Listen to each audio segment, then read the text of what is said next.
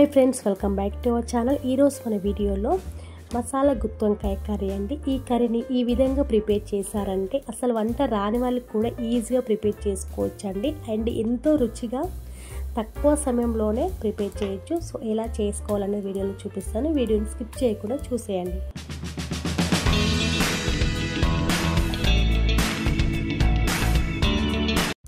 మనకి గుత్తి వంకాయ కర్రీకి కావాల్సిన వంకాయలు తీసుకోవాలి. నేనైతే హాఫ్ కేజీ వరకు వంకాయలు తీసుకున్నాను.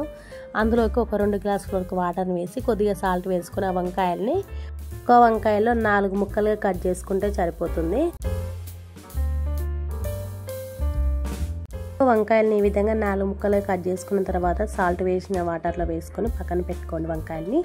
నెక్స్ట్ స్టవ్ మీద ఒక కడాయి పెట్టి 1 టేబుల్ స్పూన్ వరకు ఆయిల్ వేసుకొని ఆయిల్ వేడయ్యాక మనం ముందుగా కట్ చేసి పెట్టుకున్న వంకాయలు వేసుకొని ఫ్రై చేసుకోవాలి. వంకాయల్ని మాడనివ్వకుండా చిన్న మంటలోనే ఫ్రై చేసుకోవాలి. ఇదిగో వంకాయలను ఈ విధంగా మధ్య మధ్యలో చూస్తూ కలుపుకుంటూ ఫ్రై చేసుకోవాలండి, ఎందుకంటే అడగంటి పోద్ది వంకాయలు. సో ఈ విధంగా మధ్య మధ్యలో చూసుకోవాలన్నమాట.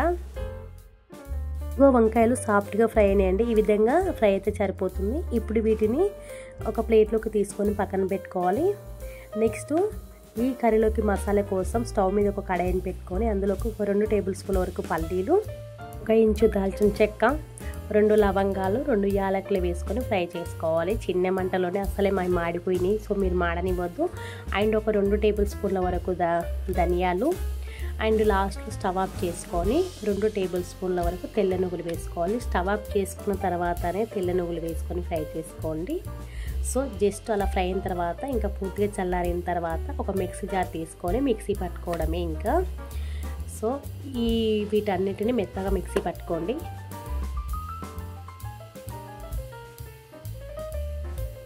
ఈ విధంగా మెత్తగా మిక్సీ పట్టుకున్న తర్వాత ఇందులోకి సన్నగా కట్ చేసి పెట్టుకున్న 2 ఉల్లిపాయలు, 1 టమాటో, 1 టేబుల్ స్పూన్ జీలకర్ర, 2 టేబుల్ స్పూన్ వరకు కారం, 1/2 టేబుల్ స్పూన్ వరకు పసుపు, 2 టేబుల్ స్పూన్ల వరకు కొబ్బరి.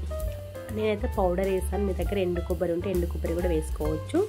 నెక్స్ట్ వీటిని మిక్సీ పట్టుకోవాలి మెత్తగా. ఇదిగో ఈ విధంగా మసాలా పేస్ట్ని మెత్తగా మిక్సీ పట్టుకొని ఇప్పుడు పక్కన పెట్టుకోవాలి. నెక్స్ట్ ఒక కడాయిని స్టవ్ మీద పెట్టి ఒక 3 టేబుల్ స్పూన్ వరకు ఆయిల్ వేసి ఆయిల్ వేడయ్యాక మనం ముందుగా మిక్సీ పట్టుకున్న మసాలా పేస్ట్ని ఇందులోకి వేసుకొని ఫ్రై చేసుకోవాలి.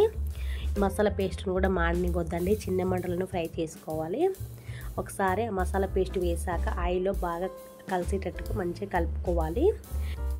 పేస్ట్ ఆయిల్లో బాగా కలిసేటట్టు కలుపుకున్న తర్వాత కొద్దిగా సాల్ట్ యాడ్ చేసుకొని గ్రేవీ కోసం ఒక 2 టీ గ్లాసుల వరకు వాటర్ని యాడ్ చేసుకొని ఉడికించుకోవాలి మసాలా పేస్టును.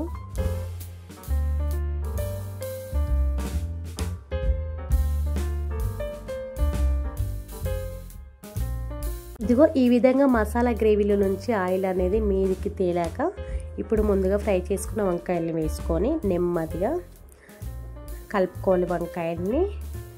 నెక్స్ట్ ఒకసారి అలా నెమ్మదిగా వంకాయలు మొత్తం కలిపేసుకొని ఇప్పుడు ఒక టీ గ్లాస్ వరకు చింతపండు రసం యాడ్ చేసుకోవాలి. అంటే చింతపండు రసం మీరు టేస్ట్ చూసి యాడ్ చేసుకోండి. కొంచెం ఈ కర్రీ వంకాయ కర్రీ కొంచెం పుల్లగానే ఉండాలి కదా, మరి పుల్లగా కాకుండా కొంచెం టేస్ట్ చూసుకోండి. నెక్స్ట్ ఒక రెమ్మ కరివేపాకు వేసుకోండి. ఇప్పుడు మూత పెట్టుకొని చిన్న మంటలో సిమ్లో ఉడికించుకోవాలి. ఈ గ్రేవీ అనేది వంకాయలకి బాగా పట్టేటట్టుగా చిన్న మంటలో ఉడికించుకోవాలి.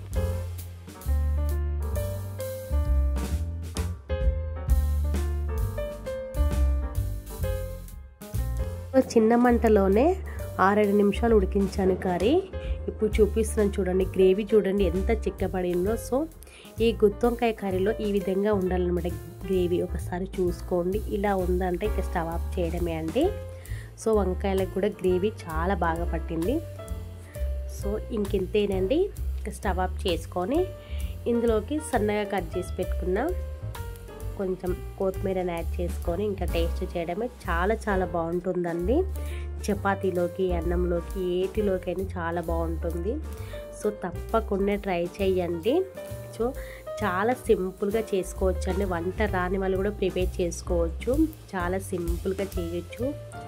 సో నేను ఇచ్చే వాయిస్ ఓవర్ మీకు అర్థం అవుతుందో లేదో అండి. సో ఈ వాయిస్ ఓవర్ ఇవ్వడానికి ఫోన్ కొంచెం స్టక్ అవుతుంది. సో అందుకోసమని కొంచెం ఇబ్బందిగా ఇచ్చాను.